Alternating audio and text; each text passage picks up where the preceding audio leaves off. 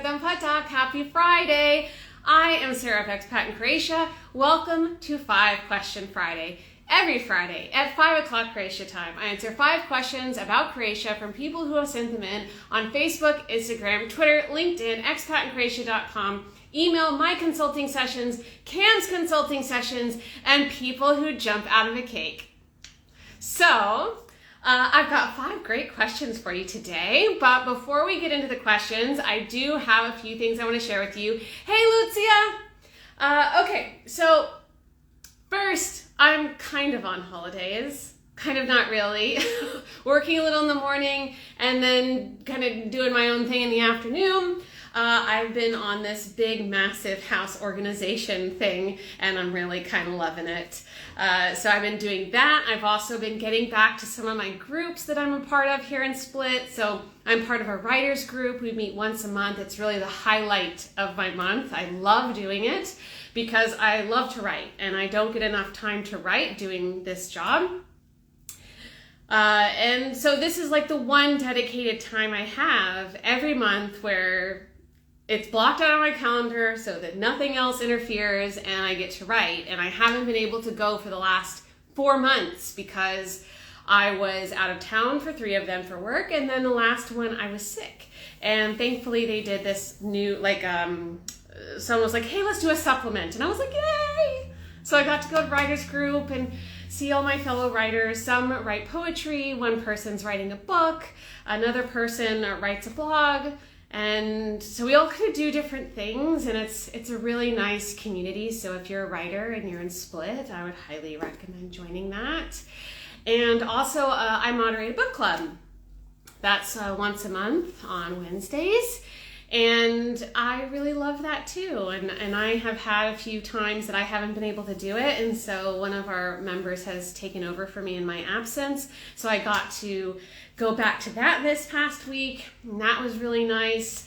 I love our book club. We don't have assignments. We just talk about whatever it is we're reading. And it's a really nice group. I inherited this book club from an expat who left Split 6-7 years ago now. And back then we had assignments, and then we went on hiatus for a little while because no one was ever showing up. And then I was like, you know what, let's do this again, but let's not have assignments. Assignments suck. Nobody likes assignments. So if you're into that, if you're into reading, you can also join our book club. So if you would like links to those groups, they're both on Facebook. We can send those to you. Just send us a DM, and we'd be more than happy to shoot those over to you, and you can join us. What else? Oh yeah, last night was our monthly meetup for the Foreign Business Owners Association here in Split. It is the foreign business owners, but it is really for anyone of any nationality who either owns a business or wants to own a business, or is interested in entrepreneurship, or wants to even network with professionals. Really, that's what the group is, and I'm so glad that it exists. For a long time, you know, one of the struggles I have with being an entrepreneur, which I love it, I love owning a business, and I really enjoy learning more about it. But when you own your own business, you don't have anyone above you anymore. So you have to seek out your own knowledge. You have to, learn from podcasts and books and talking to other people. So it makes it a little bit harder you really have to work hard to go and find out this information about how to be better at your job and how to run a business. And, there are just gaps in my knowledge. Not everybody knows everything. And I've been wanting for a long time to have a community where I could go and talk to other entrepreneurs. And now we have that. We've had it for the last year, just to kind of build up a group. And now at the end of this year is when we're kind of ending our membership drive and going officially to a paid membership. But I really, really love it because once a month we get together, although we're gonna add more meetups, but right now it's been once a month, and we have an educational presentation, which I was chatting with a few of our members yesterday, asking them, okay, what would you like to see? And a few of them said the same thing to me. They said, I don't have a business. I don't know what a business would look like for me. I know that that's something I want to do, but I don't know when that's going to happen. So, a lot of these specialized presentations you guys have had, even though I can't apply them right now, they give me that foundation for when I'm ready to make that jump. And I couldn't agree more. I love learning. I love sucking up knowledge. So it's a really nice community. And actually 2 of our members who I've known for a long time, they've been here a long time, who each own their own businesses, called me out of the blue today and had nice separate chats with them about, our mutual situations with our businesses. And that was really nice. I mean, I think regardless of whether you own a business or not, everyone needs a community. Everyone needs a support system, no matter what that common theme is or thread that brings you all together. Everybody needs a community of some kind. So I'm really glad that exists. And if you're in Split and you would like to be part of that community, you can go to fboahr.com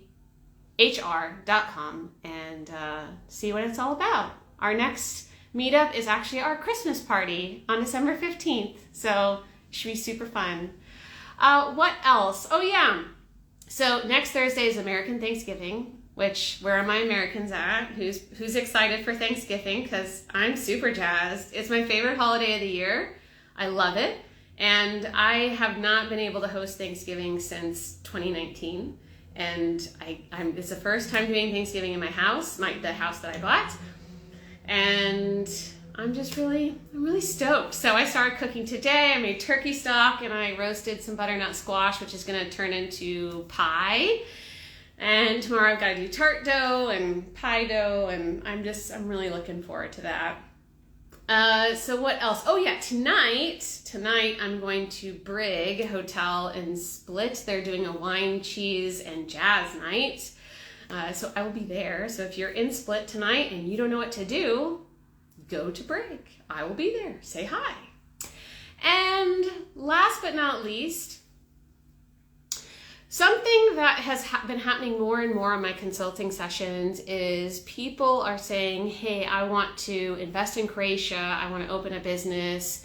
I have this business idea, or maybe they want to get feedback on it, or they don't have an idea, but they know that they want to invest in Croatia. So that's a topic I often talk about with people. And I give them guidance on kind of gaps in the market, things that should be filled, give them feedback on their ideas if they have them, try and point them in the right direction, because there are endless opportunities in Croatia. There are 2 opportunities that have come to my attention in the last couple of weeks, and I wanted to share them with you here in case anyone is interested. One, a buddy of mine who's in the Foreign Business Owners Association, actually both of them are from this group. One of them is selling his business, and his business is quite profitable and has an insane amount of potential. So if you'd like an established business that's pretty much turnkey, that has really low overhead, then send me a DM and I can connect you with him. And then another one has an established business as well that is offering franchising of his business. So you can open up your own location and they'll support you with all of the stuff to get that up and running. He actually gave me some of the franchising booklets yesterday at our FBOA meeting. So if you're looking for an opportunity that is already created, you don't want to invent the wheel and start from scratch, those are 2 opportunities that are available. Just send us a DM and we'll connect you to those people. Okay, we're going to go ahead and get into the questions now. Thank you so much for joining me. If you're just tuning in, I'm Sarah of Expat in Croatia, and I'm going to answer 5 questions about Croatia from you. Okay, so first, this comes from Giovanna here on Instagram. Hello, lovely people of this amazing account. Hello, Giovanna. You helped me so much already just by watching your videos and reading everything you post. I have a question. Maybe you can go on Friday's questions too. Well, here we are. Regarding high school diplomas from third world citizens, I moved here. I have approved temporary residence based on family reunification, and I would like to start at university next year. I'm 19, but I cannot find info on who to contact about if it's possible to have my Brazilian high school diploma recognized in the European Union. This is a great question that we have not gotten yet. So Daniela, one of the newest members of Expat in Croatia, she's our brand new copywriter and researcher. She did the research for this question, so thank you to Daniela. So there's 2 factors here if you want to go to university in Croatia that you have to take into consideration. So one, there's an exam you have to take to get into university here. It's called Državna matura. So this is an exam every high schooler has to do now. If you cannot do this, then your only option is to go to a private university like Algebra or Vern. Actually, never heard of Vern before. Second is the recognition of your educational qualifications. So in this case, this is related to her actual question about getting her Brazilian high school diploma recognized. So you have to go through a process of getting this recognition, and that you have to, for undergraduate studies who hold a foreign secondary school qualification, you have to submit a request to the Agency for Science in Higher Education. If you wish to do graduate or postgraduate, then you have to submit it to either that same agency or by the higher institution that you wish to attend. So we have lots of links and resources that help you, point you in the right direction where you make these requests. So if you would like any of those links that include detailed instructions on how you go about this, send us a DM. Cam will shoot them over to you so that you can have them. So thank you so much, Giovanna, for the question. Really appreciate it. Okay, next this comes from Stefan on our 5 Question Friday forum. In an episode of 5 Question Friday, you mentioned having a Croatian bank account is not necessarily needed. All bills can be paid at a TSAC or the post office. Correct. With that said, if someone is going to rent a house long-term, not via Airbnb, will the landlord not be seeking some proof of income or bank account info? And if they do, would they accept a foreign bank account, or otherwise if one does not have a Croatian bank account? So we're just going to go ahead and simplify this right now. You do not need to show any kind of income to be able to get an apartment or any kind of rental situation in Croatia. It's pretty rad, honestly. I can't speak to all countries, but I do remember back in the day when I lived in the United States, you had to give pay stubs that showed that you made 3 times your rent to be able to rent an apartment, which really set the bar pretty high. A lot of them did background checks as well, and you had to show you were employed. It was a whole thing. But no, not in Croatia. You do not have to do that at all. So you don't have to have a bank account. You don't have to have an OIB. They can just put your passport number in the contract. Don't have to show an income. So they make it super easy. Now, I'm going to go off on a tangent here because there's an adjacent topic that came up with one of our clients that I feel like it would be beneficial for me to explain here because it's something I don't know. It's important to understand. I have noticed, understandably, that people coming from North America and Brits especially, but let's put it this way. Countries where they make it a lot harder to rent, where you do have to show your income, that kind of thing. Sometimes when people are moving to Croatia for the first time, or they're moving to Europe and the first time Croatia is their first stop, they get a little spooked by signing a 1-year lease, which is what MUP requires for your residence permit. They want to see that 1-year lease. And so they're like, oh, maybe I should just do 6 months. And they also get a little spooked by the commitment of a 1-year permit. Now, these two things are tied. Those two things need to have the same amount of time. Because when you get approved for residence, they're expecting you to hand over a 1-year rental contract. And if you hand over 6 months, they're only going to give you a permit for 6 months, okay? Now, I can understand if you're moving okay, great example. I hope I'm not making this too confusing. I'm really doing my best to simplify it. I'll give you a perfect life example from my own experience. When I moved to Europe for the first time, I went from New York to Amsterdam, okay? And when I first planned to move to Amsterdam, I had a job with a sister company of the company that I worked for in New York. And about a month prior, the two companies broke up, okay? And in that divorce, I lost the job that I was supposed to have in Amsterdam. Well, I'd already given up my apartment, my job, sold everything I owned, donated what I couldn't sell. Like, what was I supposed to do?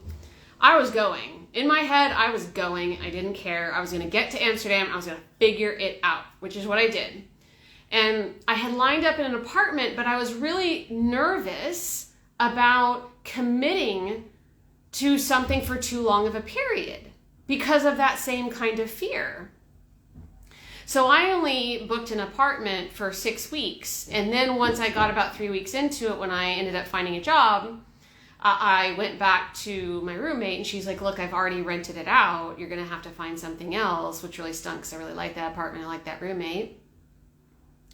But I had that fear that it wasn't going to work out and I didn't want to overcommit myself.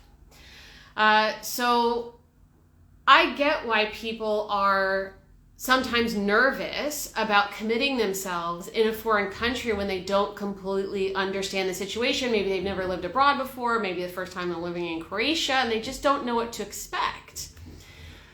So, moral of the story is here.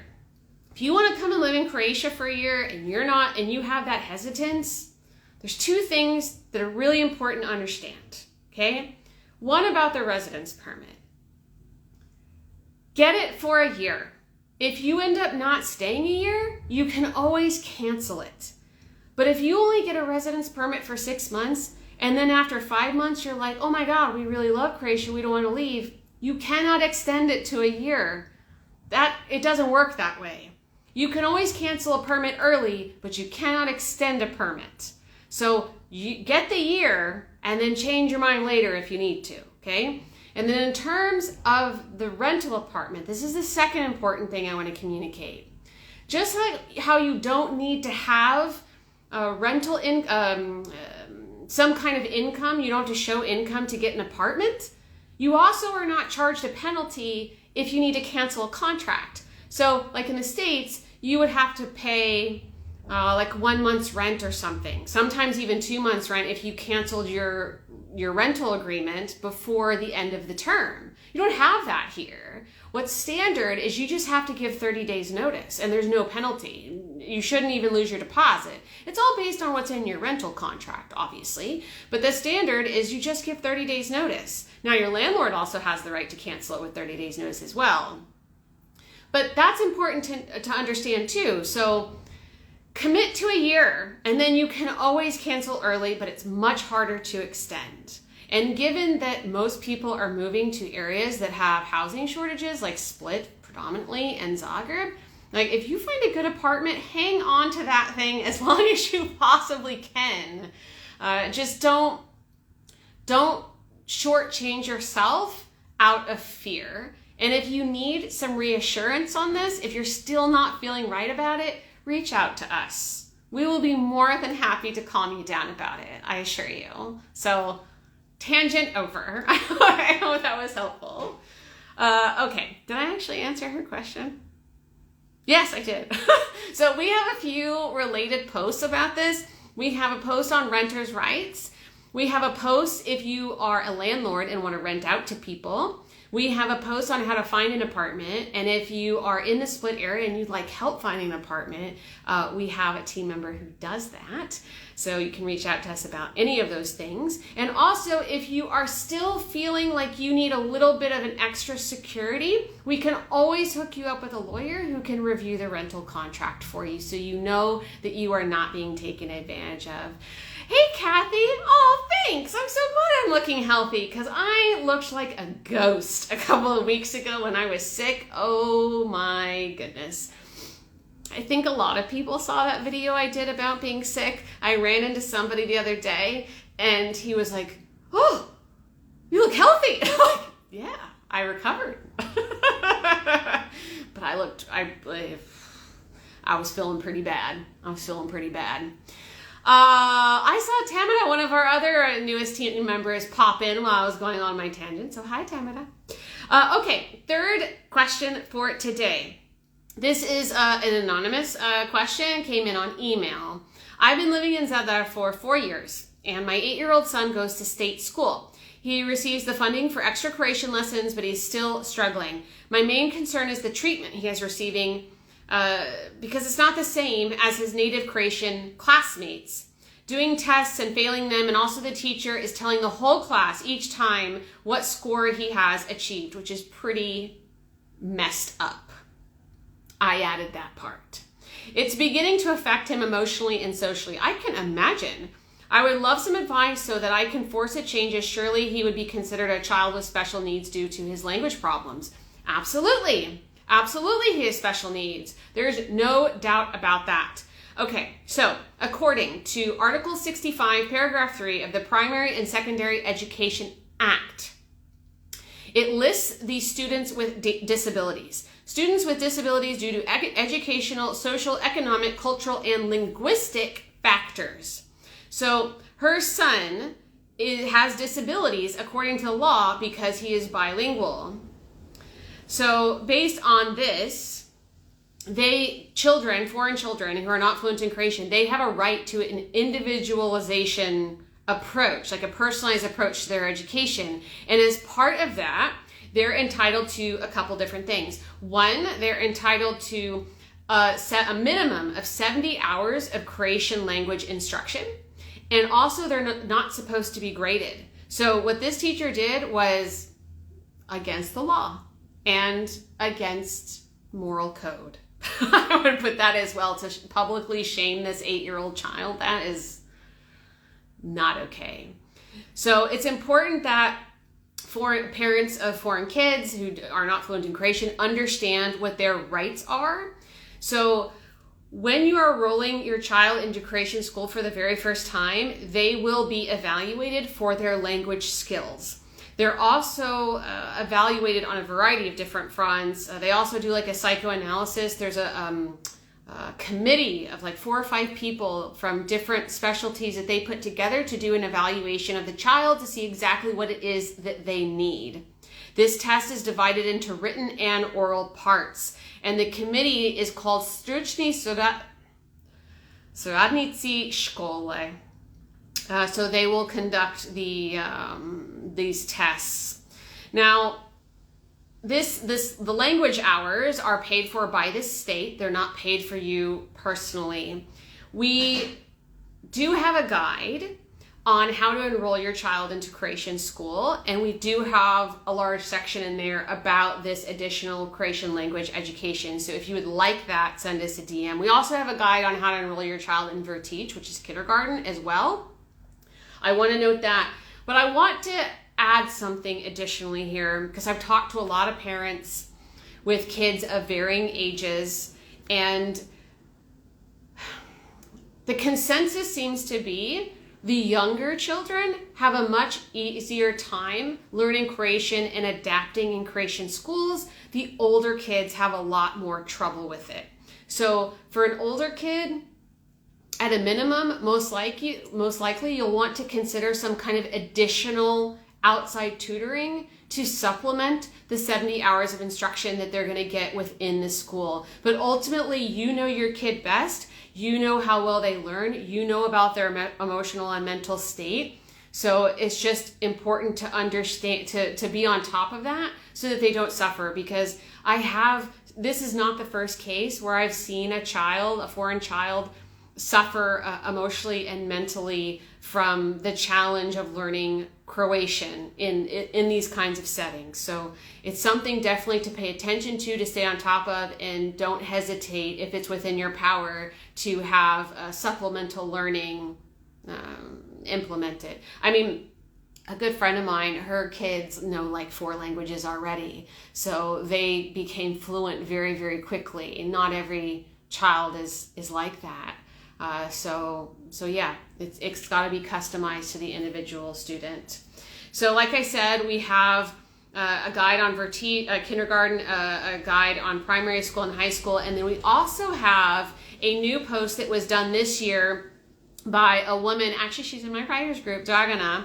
So she is a coach for parents and children, and she wrote a post for our site about how to acclimate your child for a Croatian learning environment. So if you would like any of those guides, send us a DM. Cam will shoot them over to you.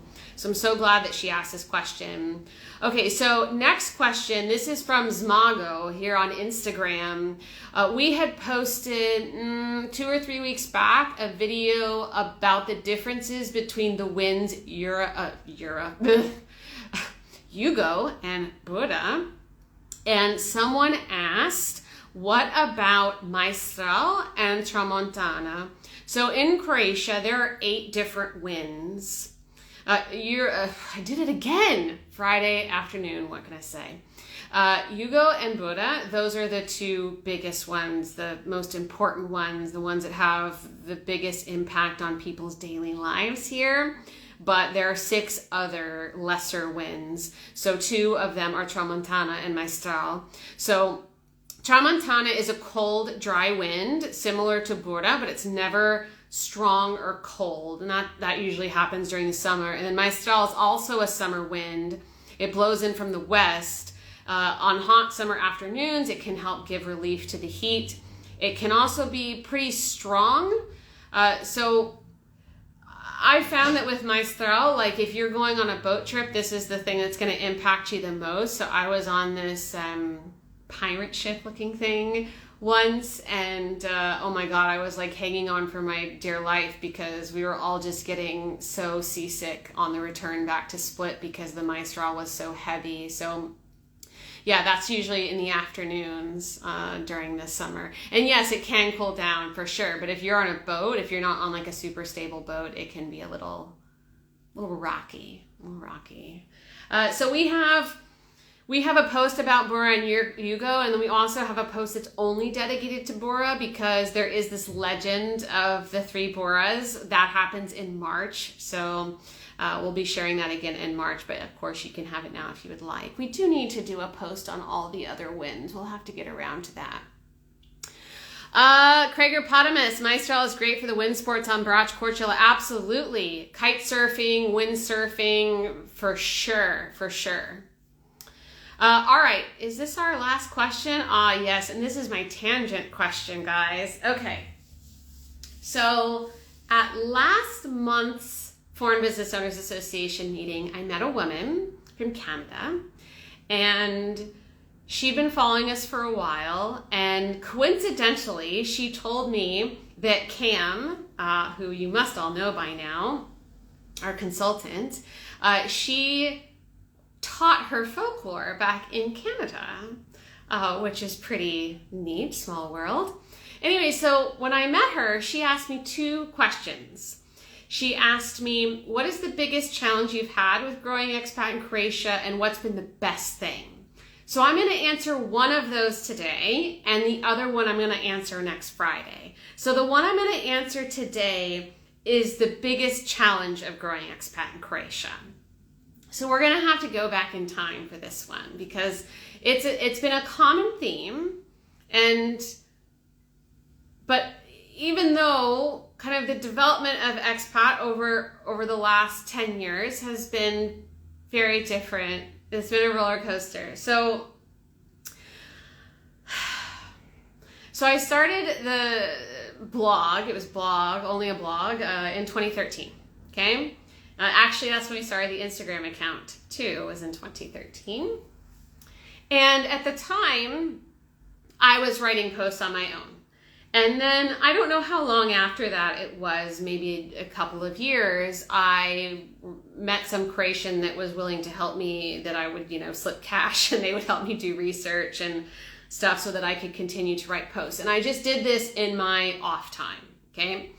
And I had on the site my email address, and anyone could email me with any questions they had. And as I had time outside of my day job, I would reply to those emails. Now, as time went on, the volume of contacts that I got higher and higher and higher. So for the first 6 years, it was a blog and I just had some freelancers here and there that were helping me with the writing, but I was doing all the social media. I was doing all of the emails.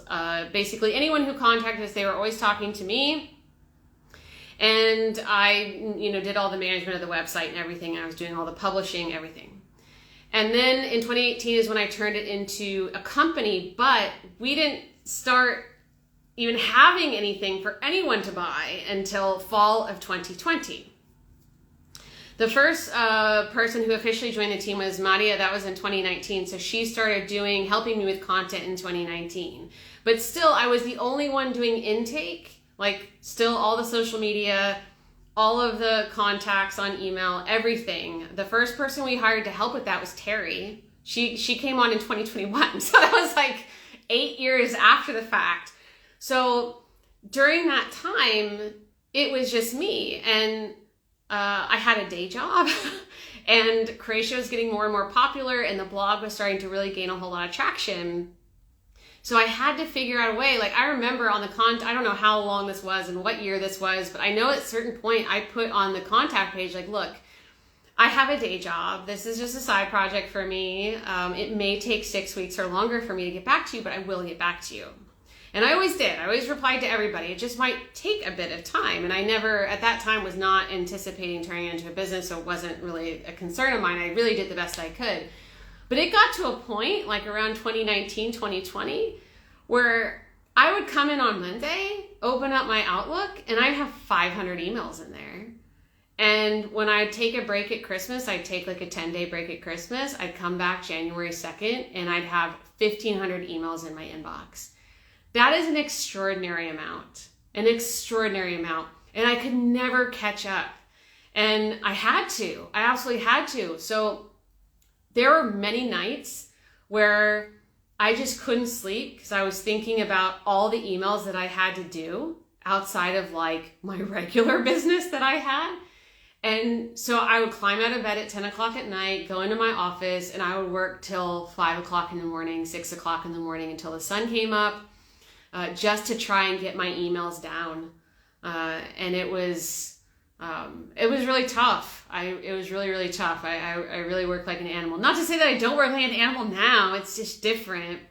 So it was an unorthodox kind of way that this happened because it wasn't something I was planning on turning into a business. And it for a very long time, it was just something that I kind of funded on my own, and I had to figure out a way to make it happen. So the point I'm trying to make is it's taken a lot of work, like it's just such a significant amount of work. Even after hiring people and kind of dividing the responsibilities, it's a big challenge to be able to keep up on everything because, if we give somebody the wrong information, it can really screw up somebody's life, and it's such a huge responsibility that we all take really, really seriously.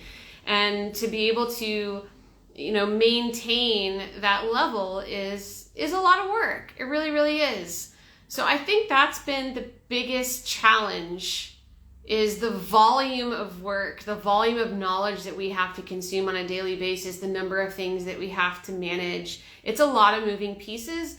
And I would say right now the challenge that I have, which I'm totally down for doing, is that because it is an unorthodox type of business, it takes a lot of energy to promote us and keep us in the topic of conversation and to go around the country and let people know that we exist and what we do and make those connections to the government. And I'm really happy to do it, but it's a lot, it's, I can't quite compare it to anything else. Okay, so like when I had my web development business, I didn't have like a social media account for that. Like I just kind of did it, had some clients, was able to shut off at the end of the day and like be done with it. But this is not that. So it's a big challenge, but it's a beautiful challenge. And I love continuing to go farther. I love doing this. I know I've said that a lot and I mean it wholeheartedly. And I know that everyone else feels that way as well. And I feel very grateful to have